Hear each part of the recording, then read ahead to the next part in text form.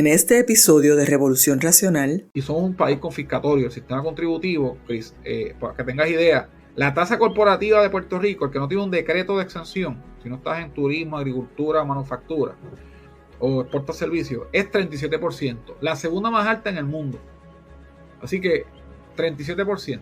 Si tú no tienes una corporación, no tienes un decreto, la tasa efectiva es como el 20 y pico, ¿no? Pero el que no se puede defender le peta un 30%. Eso es confiscatorio.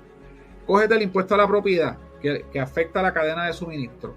Cógete el IVU, el IVU más grande de la nación. Que Puerto Rico es la jurisdicción más pobre de Estados Unidos. Volvemos. Arbitrios por cada esquina. Aquí se cobran impuestos por respirar, ¿no?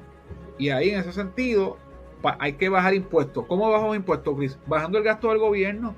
El gobierno no puede ser aquí un Cookie Monster, como el muñequito aquel que se comía todo, ¿no? Un Pac-Man, devorándose la riqueza privada, la tuya, la mía, de los contribuyentes, de los pequeños negocios. Tiene que el gobierno reducirse, llevar el gobierno a lo necesario: seguridad, salud y educación. Lo demás sobra. Y llevas el gobierno al hueso, a lo esencial, bajas gastos. ¿Y qué haces con ese gasto? Se lo devuelve a la gente con menos impuestos, y que la gente invierta, ahorre, monte un negocio.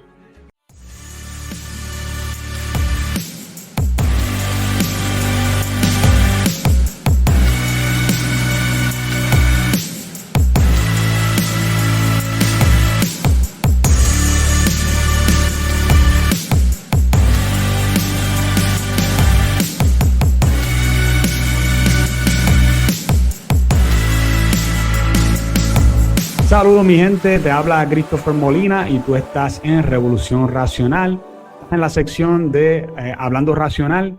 Y en el día de hoy yo quería traer algo que yo creo que a mucha gente le está interesando, porque es un tema que estoy escuchando frecuentemente en la calle, a través de las redes también, que es el asunto de las casas que están a unos precios bien fuertes. Hay mucha gente que están como desesperados buscando casas donde vivir, alquileres que están a unos precios bien altos también. Y mucha gente está preguntándose por qué es que estos precios siguen subiendo, por qué los precios están altos. Y lo que nosotros queríamos hablar, ¿verdad? Yo quería hablar en el día de hoy sobre qué es lo que puede ser que sea eso, o qué es lo que y por qué es que mucha gente le están echando culpa a quizás a cosas que no necesariamente son las que verdaderamente hay que echarle la culpa. Y para eso no me voy a valer de mí solo, sino de que hoy en el día de hoy me acompaña mi amigo Gustavo Vélez.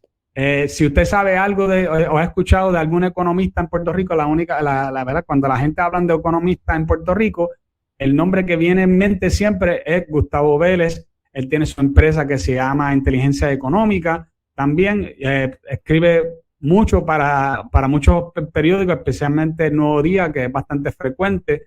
¿Qué tal? ¿Cómo te encuentras hoy? Hola, saludos Cristian, saludos a toda tu audiencia, un placer, un privilegio estar contigo en tu podcast. Lo sigo muy frecuentemente, así como todas tus publicaciones en las redes sociales, así que es un privilegio estar contigo y con tu audiencia, y te felicito por esta valiente iniciativa.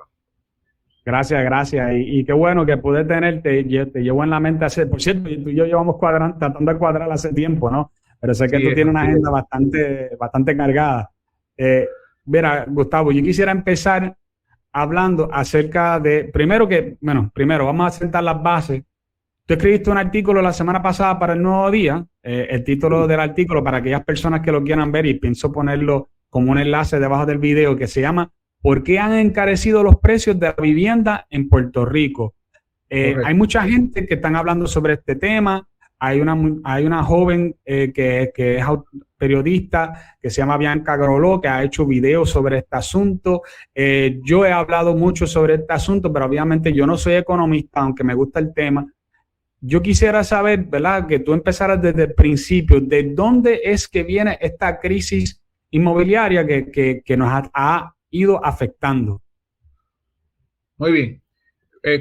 Creo que la discusión es bien importante, Cristian, porque en Puerto Rico, lamentablemente, en los últimos años se ha creado nos hemos ido alejando del análisis riguroso. O sea, me parece que hemos escogido una ruta de plantear opiniones que no tienen una fundamentación correcta en los datos ni en los análisis. Y en la medida en que se imprimen pasiones ideológicas en muchas de estas discusiones, creo que eso no ayuda ni a los que creen en las ideas conservadoras de derecha o las ideas de izquierda. Creo que hay que traer los argumentos, ¿no?, con el análisis correcto y los números y no desinformar. Dicho eso, yo en el Nuevo Día la semana pasada, mi columna de los miércoles, publiqué la columna que tú muy bien señalas y gracias por reseñarla y usarla de referencia aquí para parte de esta discusión.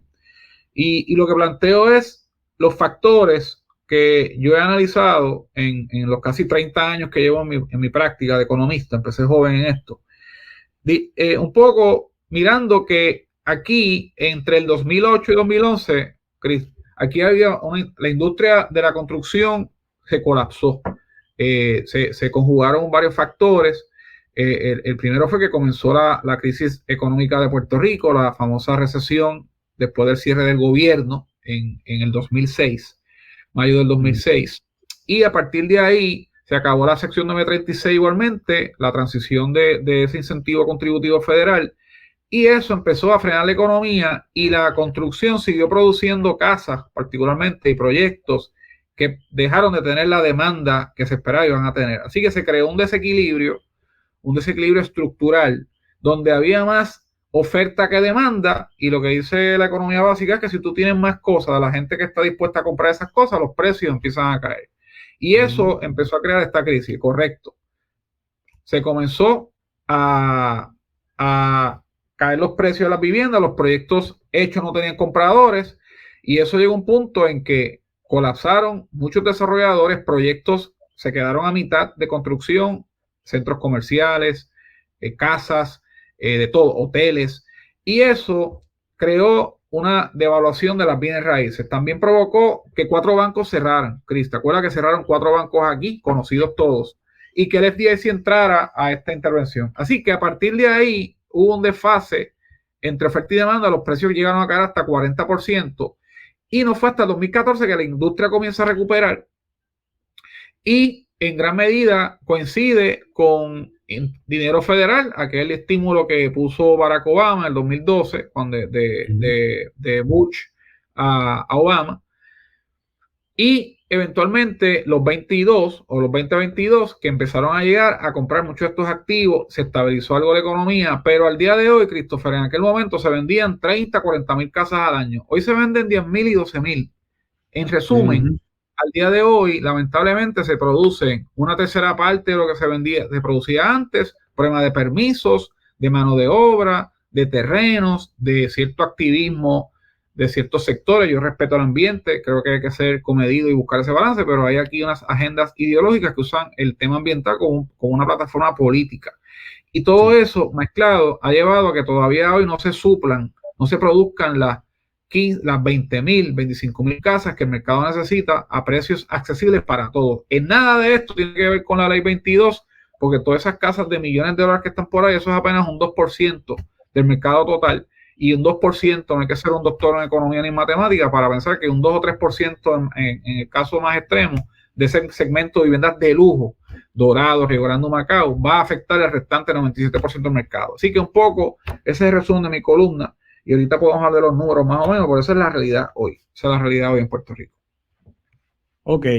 Hay mucha gente también hablando acerca de los Airbnb como factor.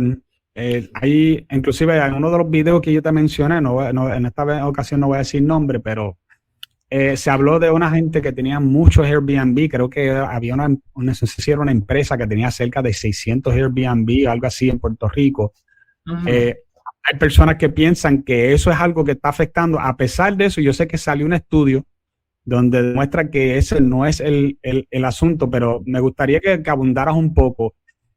Porque ya que mucha de la gente que se quejan del asunto de la ley 22, lo que dicen es que están viniendo gente de afuera y que están comprando casas con cash o con por el precio de la tasación, y que están utilizando esas propiedades para convertirlas en Airbnb en vez de comprar solamente una casa para ellos, o quizás como mucho 2 casas. Eso es cierto, eso es lo que estamos viendo, eso es lo que está dañando el mercado, como quien dice. No, yo, igual, el mismo análisis de la vivienda de lujo, aplicaría aquí. Aquí hay los números que he visto de la compañía de turismo y de Invest Puerto Rico, Discover Puerto Rico, que es el DMO, es que hay como 26,000 propiedades en estos formatos de renta de corto plazo. Volvemos, de un universo de 1.2 millones de casas. ¿Cómo 25,000 casas van a afectar un mercado de 1.2 millones? Y están muchas de ellas locales, y hay Airbnb en todos sitios. Obviamente muchas de ellas en las zonas costeras, los pueblos con playa, zonas especiales, ¿no? Ya en Santurce igual, la calle Loíza, pero ¿cómo 26,000 casas van a afectar un mercado de 2 millones, de 1.2 millones de propiedades en Puerto Rico? Aquí el tema es que no hay suficiente oferta de casas. O sea, los Airbnb responden a propiedades orientadas a ese mercado. Si la gente ha convertido su casa muchos han convertido sus casas de 3, 4 cuartos, en este concepto de hospedería de corto plazo, pero todavía aquí el tema de fondo es si nosotros en paralelo a todas estas mansiones que hay en estos pueblos que ya te mencioné, Dorado, Río Grande, Humacao, Condado, Miramar, que son zonas particulares, no es que está en todo Puerto Rico. Nosotros, en adición a los Airbnb, si nosotros empezamos a suplir 10,000 casas más de las que el mercado necesita, en paralelo a todo esto, el mercado se va a estabilizar, Chris. O sea, el mercado lo que hay que ponerle es estimular a los constructores de hogares, bajándole los costos de construcción, porque tenemos todos estos materiales por la pandemia todavía a unos niveles altos, no hay mano de obra y la mano de obra que hay es cara. Mira, aquí habían, Chris, para poner datos en esta discusión, en el 2006 aquí habían 80,000 personas en la industria de la construcción. Hoy hay 30,000. Eso implica que se implosionó esto. Hay una tercera parte de los developers, de los desarrolladores que había hace 18 años atrás. Así que aquí el reto es que hoy ha llegado todo este dinero de reconstrucción federal, pero no hay los developers necesarios en la cantidad que esto se necesita, no hay la mano de obra, los materiales caros, los intereses han subido para contener la inflación, y obviamente el impuesto de construir una casa, los impuestos estatales y municipales representan, Chris, hasta el 30% de una casa. En otras palabras, vete a construir una casa en cualquier pueblo de Puerto Rico, el arbitrio de construcción, tú tienes que pagar eso, no has puesto un bloque allí y ya estás pagando impuestos. Y hay otro, es opresivo para el desarrollador. ¿Y cómo tú vas a construir casa si todos los factores son adversos? Así que la discusión es esa, no es los Airbnb, no es porque vas a parar el desarrollo cuando no tienes una solución todavía para el otro. Mira, ¿no? Que el mercado atienda la necesidad que haya y en paralelo ponga a correr vivienda asequible para todos los sectores socioeconómicos que necesitan casa. Ok, hay muchas personas ¿verdad? Que hablan acerca de todo esto, pero yo creo que no ponen el factor que tiene que ver de María, el huracán María. ¿Cuánto representa María, ¿verdad? O los estragos que hizo María a Puerto Rico, la falta de viviendas que hay en Puerto Rico? Y claramente no tengo un número ahora aquí para poder decir factualmente, y soy muy cuidadoso de no tirar cifras, ¿verdad? Sin un fundamento. Pero lo que se ha dicho es que el huracán María tuvo un costo de 90,000 millones de dólares en la economía de Puerto Rico. Eso fue un informe que puso FEMA en el Congreso de Estados Unidos luego a los par de meses del huracán, para ver entonces cuál era la respuesta del gobierno federal para ayudar a Puerto Rico. Costó 90,000 y de ahí se destruyeron muchas viviendas, miles, claramente. No tengo un número a la mano, pero fueron miles de casas. Todos esos pueblos de la costa de Ayabucoa, todo eso, Macao por ahí, por lo entró huracán, Arroyo, todo eso por ahí. Todo Puerto Rico afectó a la zona montañosa ni hablar. Y la infraestructura que destruyó el huracán. Así que todavía no hemos recuperado, a pesar de que el gobierno federal ha puesto 40,000 millones en la mesa. Todavía esto es público, el gobierno local, el gobierno federal, la burocracia, los permisos, todos los elementos no han permitido, Chris, que ese dinero fluya con la velocidad y eficiencia que la situación requiere. Por ende, tú has traído un punto aquí bien importante, que Puerto Rico aún, aunque hay dinero en papel asignado y certificado, pues de qué vale un dinero en una cuenta de banco si no está en los proyectos concretos. Y hay algo corriendo, ¿no? Pero todavía no hemos pasado del 10 o 12% de la reconstrucción. Por ende, la infraestructura que el país necesita para construir casas no está. Y eso es otro punto muy importante que no lo había visto así. Y gracias por traerlo a la discusión. de que hay unos aspectos aquí, de unos estragos, una destrucción, que todavía lo básico fundamental no está provisto. Mira la energía, el tema de la energía, esto colapsó, la energía eléctrica colapsó, ya salimos de eso porque se dejó saber que era inviable bajo el modelo de la Autoridad de Energía Eléctrica, que la mala gerencia llevó ese monopolio, un monopolio lo llevó a la quiebra. Así que hasta que nosotros no agilicemos ese desarrollo de infraestructura, eso, como tú planteas muy correctamente, opera en contra de poder agilizar la oferta de casa para que el mercado estabilice y los precios de la vivienda bajen para todo el mundo. Bueno, yo vi un estudio que decía que los estragos de María fueron cerca, un poquito más de 300,000 hogares que están desahuciados. Sí. Entre ellos hasta edificios comerciales, que esos son aparte. Estos solamente son los residenciales, sin contar los comerciales, que estamos hablando de un montón, ¿verdad? Son un montón de casas. ¿Qué impide que en Puerto Rico haya un surgimiento de gente reconstruyendo esas mismas casas? ¿Qué es lo que lo impide? Bueno, yo no tengo una respuesta factual a qué lo impide. Yo volvemos, creo que hay aquí varios factores. Por lo menos desde el punto de vista económico, ¿no? Desde el punto de vista más económico, exacto. Sí, tú dices que la misma gente que su casa se destruyó, que ellos mismos reconstruyan por su cuenta la casa. O un contratista compre la casa en mal estado para crearlo, para hacer una casa que antes estaba en buen uso, pero ya no, y que reconstruirla y venderla y sacarle quizás algún dinero. Sí. Bueno, mucha gente eso se conoce en inglés, flipping, ¿no? Que era comprar. Eso estuvo bien famoso. En tiempos recientes se ha perdido mucha fuerza, Chris, porque hay unos factores externos que inciden en esto. Volvemos. Los intereses se han subido 11 veces.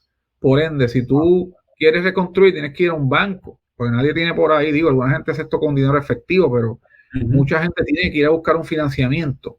Y tú ibas a hacer, si tú hubieras hecho eso hace 2 años y medio, conseguías un préstamo al 2.5%.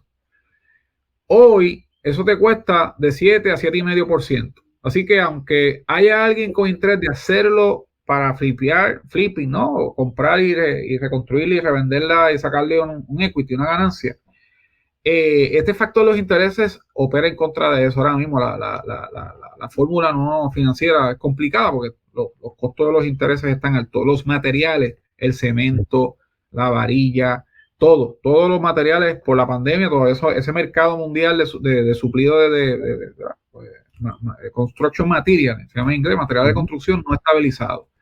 Y tampoco hay mano de obra. O sea, yo asesoro a algunos de estos contratistas, no hay la mano de obra. Hacen falta 100,000 empleados, Chris, y de esos 50,000 nada más para la construcción. Así que volvemos, tienes el dinero vía FEMA y el CDBG, pero no tienes las herramientas, mano de obra, las fianzas para estos proyectos de construcción, que son caras, el financiamiento se ha vuelto caro. O sea, todo el entorno está bien adverso a hacer esto. Así que es una situación bien accidentada, porque antes no había el dinero, pero había todos los condicionantes, ¿verdad? Era un tema de capital. Ahora está el capital y no están las condiciones, o muchas de ellas, a los niveles que hace sentido para que esto despegue. Claro, y por lo menos de lo que yo puedo ver, de lo que tú estás diciendo, me parece que mucho aquí tiene que ver con el gobierno, que tiene que ver con, obviamente, interés, tiene que ver con lo que tú dijiste, que estamos hablando de un 30% más de gasto, lo que tardan unos permisos, todo el proceso de permisología que sabemos que tenemos un problema de burocrático enorme en Puerto Rico, y que todas estas cosas hace que, pienso yo, y no sé si estarías de acuerdo conmigo, hace que mucha gente se le hace difícil poner el dedo específicamente de que este es el problema, y a veces la gente termina minimizando la respuesta, porque como no tienen la respuesta y buscan un scapegoat, ¿verdad? Como dicen en inglés, y en este caso scapegoat son aquellas personas que vienen a base de la ley 22. Vamos a echarle la culpa a ellos porque ellos son los que están entrando a la isla. Oye, ya da la casualidad que ahora que los precios subieron, son ellos los que están llegando por ahí. ¿Estarías de acuerdo conmigo? Sí, coincido contigo, esto es un problema multifactorial, porque aquí hay una diversidad de factores que afectan las posibles soluciones y ahí entonces es más fácil, como tú muy bien señalas, simplificar esto. Y aquí estamos creando algo bien peligroso. Y es que yo puedo entender que todos estos huracanes y los terremotos y la quiebra del gobierno ha creado un resentimiento en unos niveles de la sociedad porque hemos sufrido mucho. Y eso no está en duda aquí. Ningún país lleva 17 años en depresión económica, que haya perdido 600.000 personas, que hayamos tenido una quiebra del gobierno, austeridad fiscal, que hayamos tenido 3 huracanes y terremotos. Eso ha creado un resentimiento y una frustración colectiva en el país y es entendible. Ahora, la respuesta, ¿cuál es? Populismo, buscar culpables aquí, criminalizar el éxito. Esa no es la respuesta. Y yo lo que creo es que la respuesta debe ser cada uno que tenga una idea, de izquierda o derecha, que la ponga en la mesa. Que todo el mundo aquí que quiera aportar un proceso de mejoramiento de Puerto Rico traiga sus ideas y las ponga en la mesa. Y no estar señalando, no, eso es culpa de un sector u otro. Y yo no voy a entrar aquí a señalar a la izquierda con un problema. Yo lo que sí señalo es que sean responsables, que los grupos ideológicos que están molestos y resentidos sean responsables y traigan sus ideas, porque de qué vale protestar sin una propuesta, ¿no? Hay que llevar propuestas. Igualmente, los grupos identificados a la derecha, el sector productivo, los empresarios, le den espacio a estos grupos. Y hay una agenda de país aquí, crisis, que cada cual desde su crisol ideológico aporte. Porque en nada, ninguna sociedad polarizada va a echar para adelante, ¿no? Y en ese sentido, respetando los marcos ideológicos de cada sector, creo que hace falta una convergencia para que Puerto Rico, los que nos hemos quedado aquí, pongan una agenda concertada a correr. Definitivo. ¿Verdad? A veces las pasiones de la gente se levantan y cada cual quiere perder su punto, no quiere perder su punto. Y creo que hay un asunto aquí de querer racionalizar las cosas demasiado a veces. Pero aquí mirándolo solamente a números, a mí no me hace ningún sentido de echarle la culpa a este sector que, de lo que tengo entendido, solo lo que ha llegado menos de 6.000 personas a Puerto Rico aprovechándose de la ley 22 y que no creo que hayan comprado suficiente como para hacer la mella. O sea, por lo menos eso es lo que demuestra, ¿verdad?, tus números acá. Sí, los números son los que están en la columna. La columna fue publicada la semana pasada, el 3 de abril. Mañana sale, digo, en algún momento saldrá mi columna nueva, adicional, orientada al tema de la juventud, que ahorita si nos da tiempo hablamos de un estudio que se publicó de la Fundación Crece, de Libertad Económica, que creo que es complementar esta discusión. Pero apenas, esto es un número que ahorita lo salté. Aquí, estoy leyendo la columna aquí, por eso me voy mirando para acá. Las casas nuevas, Chris, aquí se hacían en el 2006 entre 10.000 a 15.000 casas nuevas y se vendían todas. ¿Tú sabes cuándo se vendieron el año pasado? En el 2022. Estoy buscando aquí la cifra mientras hablo contigo. Apenas se vendieron 785 casas. ¡Wow! O sea, aquí volvemos. Estoy hablando de casi 15.000 casas nuevas que se vendían aquí a todos los precios. Entonces no son casas que eran todas casas de mansión. Aquí había un mercado bastante diversificado para todo el que quería comprar una casa, un walk-up, una unidad nueva, en los formatos que fueran. Hoy, el año pasado, se vendieron 785 casas nuevas y 953 en el 2022. Esto se colapsó. Volvemos. Entonces, por eso es que las casas nuevas brincaron, el precio aumentó 20%. Porque claramente, si tienes una escasez, pues todo lo que es escaso, su precio aumenta. Así que los pocos proyectos, los que tienen dinero y los que tienen acceso a financiarse, aún con los intereses a donde están, pues compran estas casas. Hay que darle casa a todo el mundo. ¿Cómo se reactiva el problema? Esa es la agenda aquí. Que todos estos grupos traigan sus ideas y las lleven al gobierno y todo el mundo viabiliza un mercado de vivienda que atienda a lo que el país necesita. Una pregunta, yo sé que quizás no estamos saliendo un poquito, ¿verdad?, del tema, pero es que me intriga el asunto de lo de la ley 22, porque hay mucha gente que piensa, ¿verdad?, que la ley 22 es algo malo para Puerto Rico. Como tú dijiste, tienen este resentimiento colectivo por las cosas malas que han pasado y ven que llegan a estas personas adineradas, muchos de ellos, o por lo menos así debería ser, ¿no? Que llegan a Puerto Rico, no tienen que pagar casi ningún tipo de impuestos comparado al puertorriqueño de a pie de todos los días. y ven, ¿verdad? Que vienen y disfrutan de todas estas ventajas y se preocupan. Entonces, una de las cosas que se pregunta mucha gente es que ¿cuál es el bien que están haciendo estas personas al llegar a Puerto Rico? Si verdaderamente están haciendo un bien a Puerto Rico, si hacía falta tanto la inversión privada de parte de estas personas que llegaron.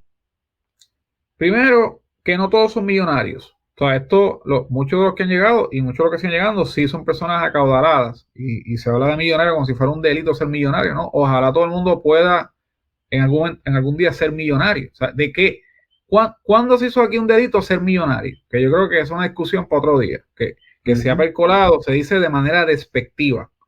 Sí. Como yo condeno que se diga pobre despectivamente. Aquí estas etiquetas no caben, desde mi perspectiva como economista. Todo el mundo debe tener igualdad de hacer dinero. Mucha gente exitosa aquí viene de abajo. No voy a entrar en nombre, pero yo conozco mucho, en inglés se llama self-made millionaire, gente que se hizo sola y acaudaló y hoy está muy bien.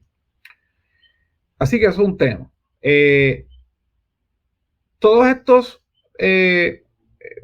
inversionistas o residentes, como se llama el programa, que se han relocalizado aquí, están usando la ventaja contributiva de que Puerto Rico tiene autonomía fiscal. Por ende, el gobierno local decide incentivar unos sectores, como se incentivó aquí la sección 936 en el siglo pasado, que fue el motor económico de Puerto Rico.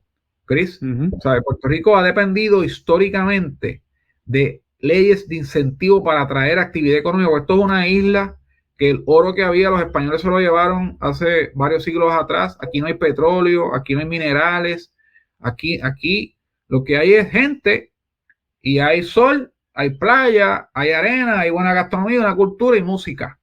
Por ende, si tú quieres traerla y es lejos, tienes que traer las cosas en barco de algún lugar. Estamos en el medio del Caribe.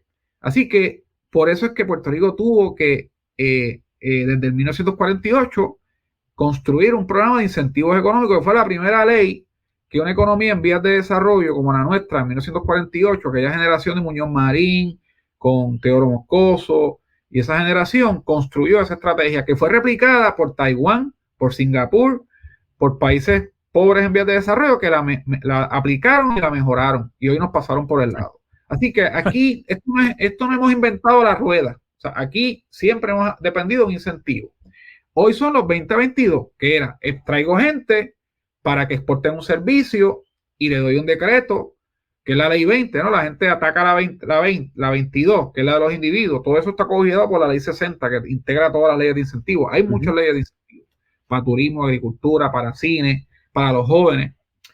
Y la ley 20 atrae a las empresas para que exporten servicios y la 22 es al dueño de la empresa. Pues eso es un combo, un paquete. Y se hizo para traer toda esta gente para que Puerto Rico fuera un hub de exportación de servicios, traer dinero, Chris, porque nos quedamos sin capital. Se perdieron bancos, se quemó riqueza, se colapsaron aquí los bonos del gobierno. Aquí en memoria corta, aquí Puerto Rico se las vio mal entre el 2011 y 2014 y 2015. Bueno, degradaron el crédito del gobierno, hubo un impago de la deuda. Aquí en la memoria corta. Pues mire, esta ley trajo gente que si no es por esa ley no venían para acá a nada. Esa es la realidad. No estuvieran aquí si no es por esto. Así que aquí no estamos perdiendo un dinero que ya existía, que llegaron, vamos a dar este dinero. No, esta gente se localizó aquí. Todo lo que han traído es un dinero, una actividad que aquí no existía antes. Así que todo lo que sume gana. Que hay que darle un beneficio, hay que dárselo, porque si no estarían en otro lugar.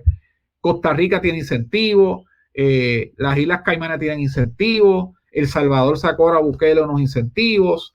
Así que están todo el mundo compitiendo con el cuchillo en la boca para atraer gente y traer capital. ¿Qué es de malo que Puerto Rico compita? Yo no, de verdad que no veo la gran ciencia detrás de todo esto, que no sea agendas ideológicas que no quieren que Puerto Rico eche para adelante y crear un ruido y una división y una agenda hostil hacia el progreso, que no creo que sea algo bueno para Puerto Rico en estos momentos. A mí me gustaría que tú que quedara claro con algo, porque mucha gente ahora se pasan diciendo que los que vienen por ahí con la ley 20 o 22 están evadiendo impuestos. ¿Ese término está correcto? No, es que de entrada no es evasor, es que se relocalizaron y volvemos, usando la analogía de la sección 936, cuando se empezó a complicar esto fue porque empresas que estaban en Indiana, los Estados Unidos, en New Orleans, estaban, que digo, en Luisiana, en donde sea, Texas, se relocalizaban aquí y ya dejaban de pagar impuestos en sus estados y pues aquí pagaban menos. Pagaban algo, pero mucho menos. Y pagaban algo al gobierno local, porque no era una exención 100%. Por ende, y los 22 igual de los 20 pagan algo, pagan menos que el resto del mundo, pero pagan algo. Y ahorita expandimos si nos da tiempo en los números, porque va a haber una iniciativa pronto y quiero darle espacio a eso, pero hay empleos, hay impuestos, hay donativos, hay inversión.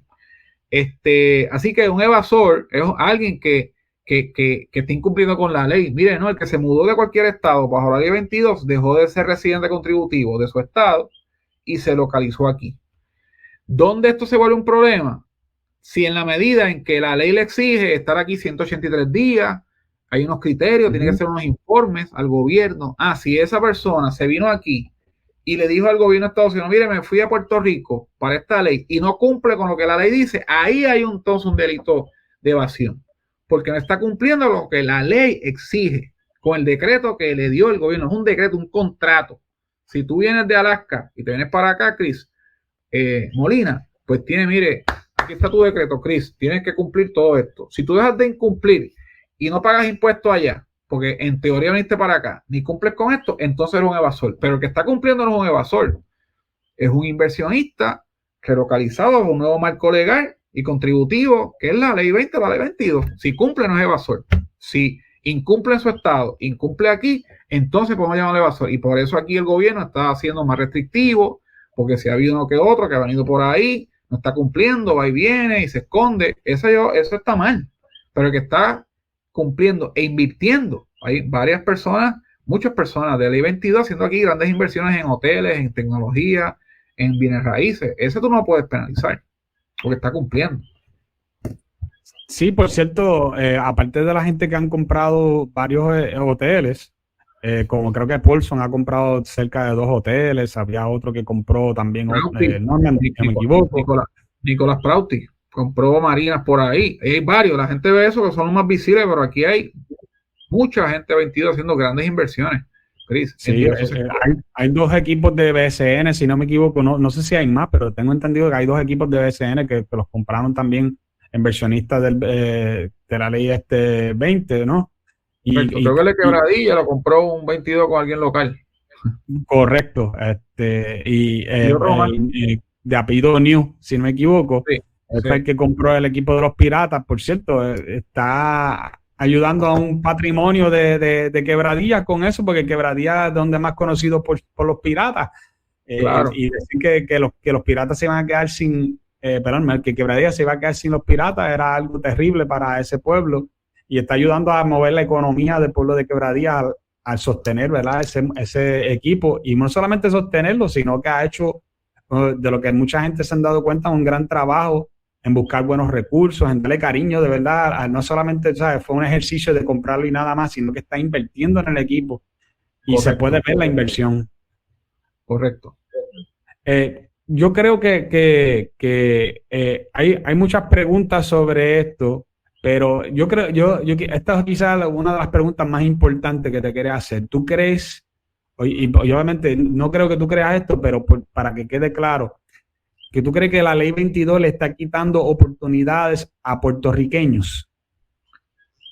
No, volvemos. Primero, son como 2.600 decretos. Volvemos, de una población de 3.2 millones. ¿Cómo 2.600 individuos van a desplazar o afectar a 3.2 millones? Aquí ponemos si nos vamos a los números, la realidad cuantitativa del análisis, todos son falacias y son mentiras. Y de eso, propaganda y demagogia. Cógete el ejemplo de Quebradilla. Si en efecto un invertido, que entiendo que sí, un inversionista, oye, mejoró un equipo de baloncesto, que en estos pueblos el baloncesto el béisbol AA es de las cosas, de los entretenimientos más accesibles que hay, cómo eso ayuda al bienestar social, al orgullo del pueblo, la actividad económica que esto genera, ¿sabes? Volvemos. ¿Cómo estos inversionistas van a afectar a Quebradilla comprando un equipo de baloncesto? Yo creo que el mejor es muchos ejemplos, ¿no? Así que no hay, pero de Quebradilla, volvemos, que en la mente de uno jamás uno pensó que un inversionista de Estados Unidos fuera a comprar un equipo tan emblemático. Todos son importantes, pero la tradición de los piratas de Quebradilla y los efectos sociales económicos positivos que crea esto. Y aquí lo que se ve es que hay una creación de empleos, de buenos empleos, y claramente la posibilidad, Chris, de que nosotros maximicemos el programa del 22. Aquí hay un tema que son los capital gain taxes, el impuesto a ganancia de capital, que el gobernador, un proyecto para tratarle el local, equipararlo al 22. El 22 está exento de capital gain. Ahí yo creo que hay un área de nivelar para dárselo al local.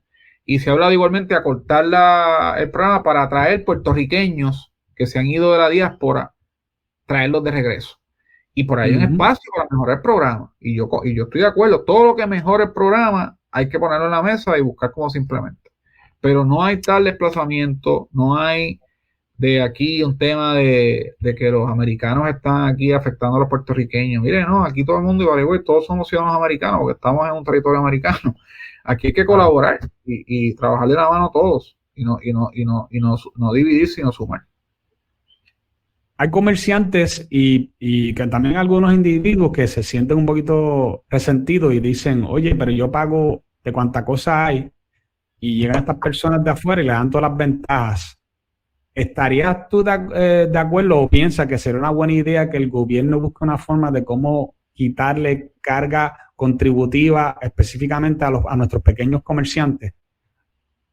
Estoy de acuerdo y volvemos a un proyecto de ley y quiero ahorita que no se nos escapa un punto, porque esto mismo aplicaría, y regreso con el tema de los impuestos, los 5 millones que se han ido a Estados Unidos, puertorriqueños que hay allá, más allá que acá, el millón que está en la Florida, ¿pueden acusar lo que desplazó a gente en Estados Unidos? O los artistas aquí que han comprado propiedades en lugares allí simbólicos de dinero, están desplazando, aplicaría lo mismo, ¿no? Porque si 2.600 americanos que tienen un decreto desplazan aquí, pues el millón que se va a la Florida está desplazando a alguien allá.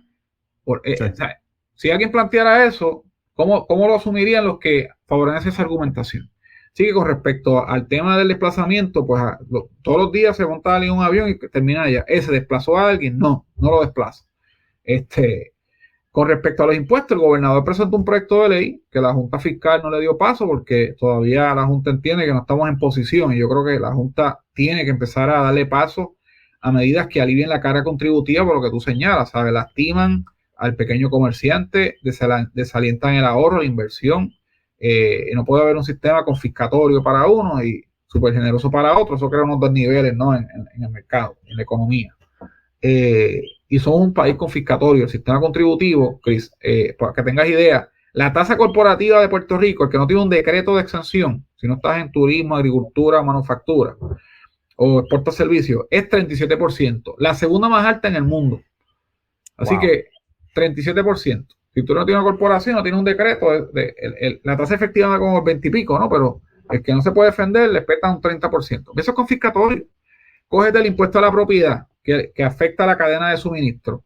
Cógete el IVU, el IVU más grande de la nación, que Puerto Rico es la jurisdicción más pobre de Estados Unidos. Volvemos. Arbitrios por cada esquina. Aquí se cobran impuestos por respirar, ¿no?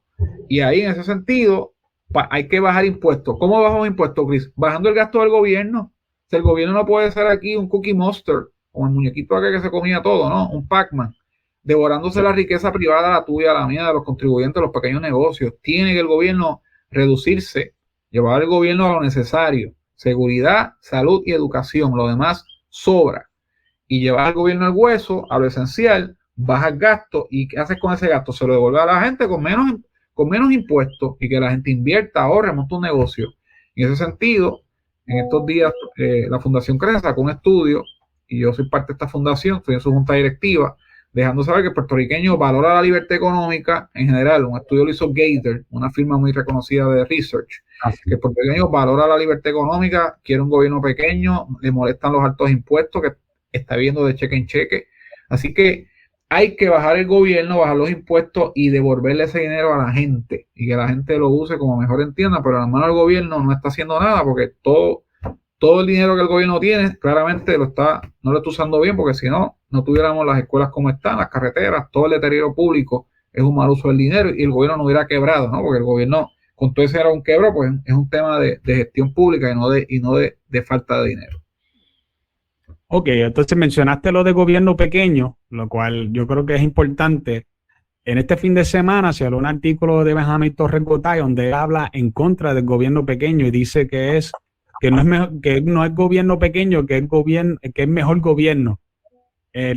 Obviamente, mi pregunta aquí es, primero que cuando yo lo miré, yo quise ver qué fue la definición de lo que es gobierno pequeño y no es para nada lo que nosotros conocemos como gobierno pequeño, que es tener un gobierno eficiente, que es aquello que se pueda privatizar y funcionar bien, que se privatice, ¿verdad? Que no vaya a pasar otro caso como la Autoridad de Energía Eléctrica, que es un monopolio que se quebró, que sea un gobierno que no tenga más leyes de lo que debería de tener, que no ponga impuestos onerosos sobre la gente, que es precisamente lo que tú dijiste, que nosotros tenemos un gobierno confiscatorio y que por lo tanto todas estas cosas, ¿verdad? Donde nosotros tenemos layers y layers y layers, ¿verdad? De burocracia.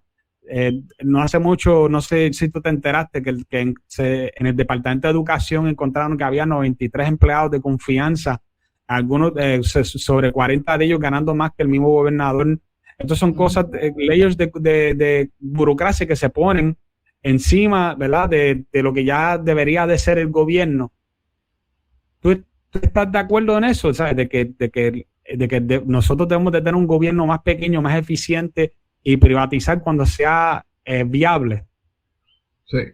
Sí, concurro contigo, tu apreciación. Leí la columna de mi amigo, porque él es periodista allí. Yo llevo 20 años escribiendo para El Nuevo Día y soy siempre bien cuidadoso con personas que colaboramos allí. Y Benjamín, ¿verdad? Tiene una línea filosófica e ideológica muy clara y la respeto igual. Pero aquí el tema del tamaño, Chris, hay que mirarlo a un planteamiento fundamental. Puerto Rico tuvo un gobierno grande porque así fue el modelo económico, donde el gobierno jugó un rol bien protagónico en lo que fue el capitalismo de Estado, el Banco de Fomento que quebró, toda la administración de fomento económico, o sea, el gobierno asumió un rol de levantar la economía.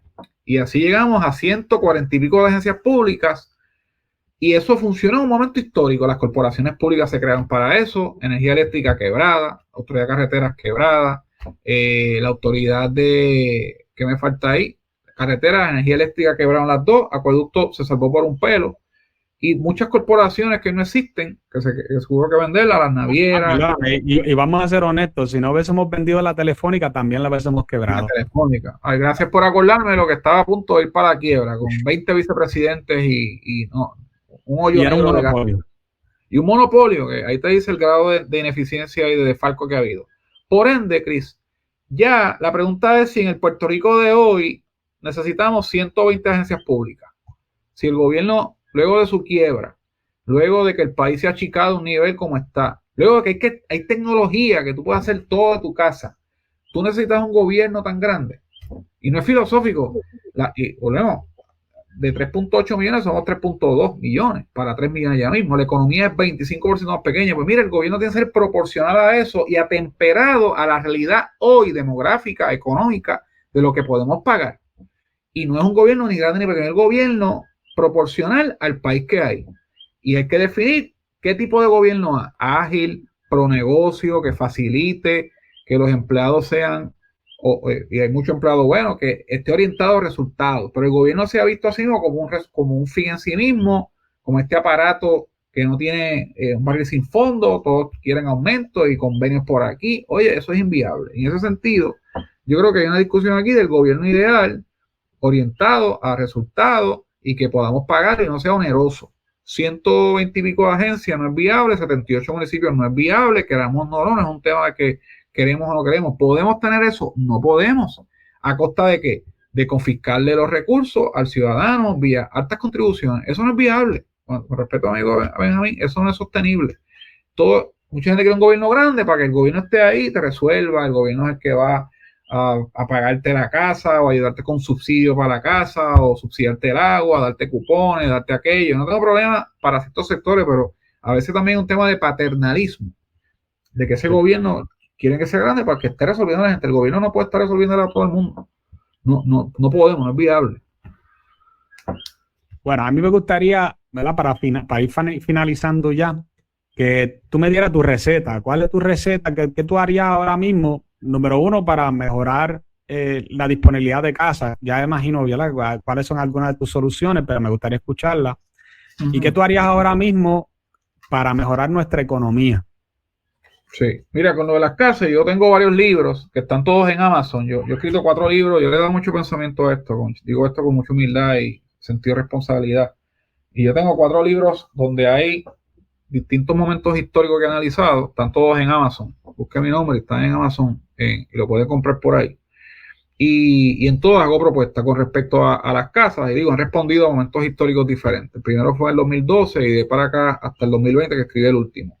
Con respecto a las casas, Chris, y hablo un poquito de economía, yo planteo en el artículo que hay que reducir los arbitrios de construcción y los impuestos para que los municipios faciliten que se hagan más casas en su pueblo. Hay que mejorar la permisología. Aquí hay 30 agencias interventoras en el proceso de sacar un permiso. Hay que atraer mano de obra o adiestrarla para que puedan suplir a las casas. Y obviamente dependemos de que los intereses bajen y la inflación para que el mercado esté un poco más accesible y hacer un plan buscando claramente regiones donde no hayan zonas inundables, donde sea accesible y planificar ciudad. Creo que es importante. O si no, rehabilitar estructuras que están abandonadas hoy. Hay como 300.000 unidades abandonadas que pueden ser algunas rehabilitables. Así que esas son ideas que están en el artículo, las comparto aquí. Con respecto a la economía, tengo 5 puntos básicos. En primer lugar, tenemos que mejorar el clima de hacer negocios, Chris. Tenemos que mejorar los permisos, bajar los impuestos, crear un gobierno ágil y eficiente que resuelva, mercadear a Puerto Rico no solamente en Estados Unidos, en Asia, en Europa.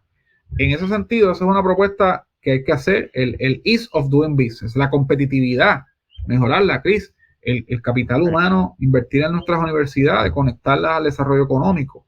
Y creo igualmente que tenemos que sacarle provecho a estos fondos federales. Tenemos que optimizarlos, es una zapata que vamos a crear, pagada por FEMA o el CDBG, el resto de las agencias. Tenemos que fomentar el capital local, todo este ecosistema de capital local. Para que tengas una idea, de 46.000 negocios que hay en Puerto Rico, la mitad son empresas de 5 empleados o menos, Chris. Wow. Y en ese sentido son las famosas pymes. Pues mire, esa es la gente que no se va corriendo a la primera crisis y están bien lastimados, están con serios retos de mano de obra, de costo de hacer negocio. Así que esas pymes hay que ayudarlas. Tenemos que agilizar todo el tema de energía que tenemos ante nosotros y ahí poder crear un ecosistema de energía renovable que abarate costos y le dé certeza al tema de los costos energéticos. Pienso igual que hay que reactivar la agricultura. Cris, aquí vamos camino a una gran crisis de alimentaria global y me parece que tenemos que fomentar la agricultura y sustituir importaciones agrícolas. Igualmente creo que tenemos que exportar, tenemos que fomentar a nuestros empresarios una vez sean más competitivos, que vayan a buscar mercados a Dominicana, Centroamérica, Latinoamérica completa, o sea, abrirnos al mundo, ¿no? Y empezar a ampliar la visión de hacer negocios en Puerto Rico. Y me parece que tenemos que concertar aquí, Chris. Nosotros no podemos a tiro limpio mejorar el país. O sea, yo creo que hay una gran polarización. Pues bueno, respeto todas las ideologías, pero tenemos que hacer un plan de país, un contrato social. Eso lo hizo Irlanda en la década de 1980 y se convirtió en la potencia económica de Europa.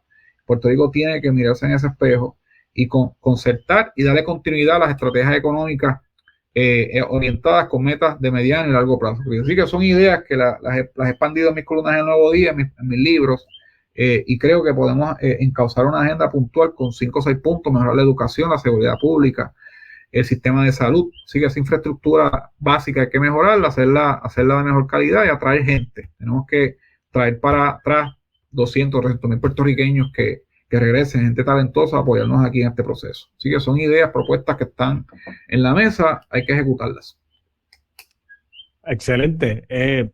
Yo, por ejemplo, la parte de la ideología, yo sé que esa parte quizás es el hueso más duro de roer, porque pues la gente, las ideologías capturan más allá de la lógica, o mejor dicho, a veces lo inutilizan, ¿verdad? Las lógicas, y hace que la gente no necesariamente escuchen datos, analicen o piensen críticamente, sino que sencillamente no, esto yo lo veo más desde un punto de vista moral, de acuerdo a mi ideología, y no necesariamente desde un punto de vista de horas y centavos, de qué es lo que nos conviene cuando tú lo miras a números.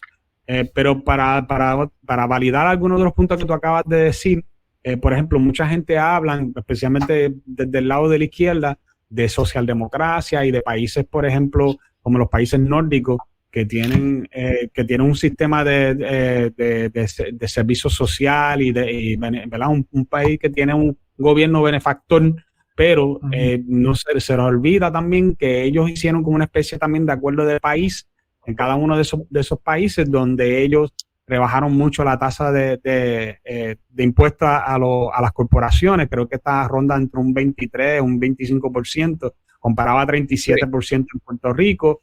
Ellos no tienen salario mínimo. Es verdad que tienen uniones, pero ellos tienen unos mediadores que son de parte del gobierno, que son los mediadores entre el gobierno y entre las empresas y los empleados, para ayudar a que nadie salga demasiado de bien del uno del otro. Ellos tienen un servicio sí que te cuidan en todos los pasos, pero también a la misma vez tienen un gobierno pequeño, eficiente, y también privatizan muchos de los servicios que ofrece el gobierno. Y ese tipo de combinación entre, ok, tú quieres que el gobierno te cuide, pero entonces tú tienes que tomar también este tipo de medidas para que el gobierno te pueda cuidar, porque tú no puedes tener un gobierno grande y a la misma vez tener todos estos beneficios. Uno cancela a la otra. ¿Estarías de acuerdo con eso? Completamente de acuerdo contigo. Sí, creo que hay que ser cuidadosos en los paradigmas y los modelos que escogamos, pero muchos de estos países nórdicos crearon la riqueza y luego buscaron cómo repartirla, y buscaron estos entendidos. Puerto Rico, por ejemplo, se habla de un sistema universal de salud. ¿Cuánto cuesta eso? El modelo actual tiene sus retos. Mira toda la crisis en los hospitales, pero todas estas cosas de ver cuánto el país puede asumir, cuánto es el país, ¿sabes? No podemos hablar de repartir riqueza si no la hemos creado. Y hay que crear riqueza, mucha riqueza se ha perdido, el talento que se ha ido, la emigración aquí de cerebros es riqueza de capital humano que se fue. Si creemos riqueza y vamos viendo cómo se reparte, ¿no? Y se distribuye donde cada cual, atado a productividad, no a regalo, a que todo el mundo se inserte a producir riqueza, que es la palabra que se ha olvidado, producción de riqueza. Producimos la riqueza y cada cual le va a llegar su tajada. Y esa tajada, cada cual la vamos a maximizar produciendo riqueza y siendo productivo. Y todo el mundo colaborando. Si se hace eso, la ola se levanta para todos. Y todo el mundo va a ser parte de este proyecto de reconstrucción que mejore la calidad de vida de todos. Y esto es doable, se puede hacer, es accionable, pero va a requerir mucha voluntad, creatividad y unos conciertos, ¿no? Unos contratos sociales que trasciendan los partidos. Los partidos aquí tienen que dejar el espacio al sector privado, a la academia, a los profesionales. Los partidos aquí no pueden estar liderando esto, porque la volatilidad política no ayuda y contamina, ¿no? Un país que está bien polarizado. Así que nada, Cris, yo creo que hemos cubierto todo. Me ha encantado de hablar contigo. No sé si tienes algún otro tema, pero me parece. No, lo que quería era que ahora aproveches un momentito y pues, que le diga a la gente dónde te pueden ver, dónde puedes conseguir tus libros, cuáles los libros que tú has escrito, ¿verdad? Que tú estás promocionando quizás ahora mismo, todas esas cositas. Sí, no, gracias. Todos los libros están en Amazon. El último, que es este que está aquí, que se llama Reflexiones sobre la quiebra y la reconstrucción económica, lo publiqué en el 2020, y este otro, que lo publiqué en el 2015, justo antes de la quiebra, se llama El último tarjetazo de la chatarra a la oportunidad. Y tengo otro que se llama La luz al final del túnel, que lo escribí en el 2016, perdón. Y el primero se llama Reinvención Boricua, que lo escribí en el 2012. Así que son 4 libros todos publicados ahí. Tengo un portal bajo intelligeneconomics.com. Ahí hay podcast, hay videos. Y obviamente mi correo electrónico, Gustavo Vélez, @economiapr.com. Cualquier duda o comentario que quiera escribirme para cualquier sugerencia, pues claramente bienvenido. Así que estoy un puertorriqueño más, tratando de poner mi granito de arena. Tengo un hijo pequeño que quiero que vuelva, está estudiando en Estados Unidos. Así que nada, nos toca a cada uno poner lo mejor de nosotros, Chris. Y tú estás haciéndolo con este podcast y todo tu activismo en las redes y lo que estás haciendo, eres empresario. Así que gracias por este tiempo de compartir ideas. Yo creo en Puerto Rico, yo creo que podemos hacer nuevamente grandes cosas, como se hizo en otros momentos históricos. Seguro que sí. Te doy las gracias por sacarle tu tiempo. Yo sé que estás bien ocupado. Espero tenerte en otra ocasión de nuevo, porque yo creo que esta ha sido una muy buena conversación y yo creo que es bien importante que nosotros empecemos a hablar sobre estos temas a los puertorriqueños en arroz y habichuela para que la gente pueda entender. Creo que hay una falta bien brutal de educación en cuanto a finanzas personales, finanzas de negocio y cómo la gente puede echar hacia adelante en una isla que ha estado marcado por un montón de dificultades económicas, pero tal como tú dices, pues yo creo que nosotros podemos echar para adelante si tenemos la actitud adecuada. Otra vez, gracias y espero poder verte pronto. Gracias, Chris. Buenas noches, un abrazo.